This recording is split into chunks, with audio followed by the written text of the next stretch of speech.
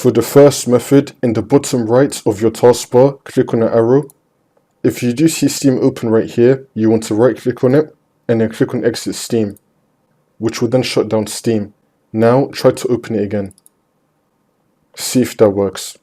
If that's still not working, again in the bottom right, click on the arrow. If you do see Steam, right click on it and then click on Exit Steam. Now you want to go to search and type in File Explorer. Click on it. Once we're here, on the left hand side, scroll down and then click on this PC. You want to find your Windows drive, double click on it and then click on Program Files x86. Scroll down and then open up Steam. You want to find the app cache folder. Delete this folder. After you delete app cache, open up Steam again and then the problem should be fixed.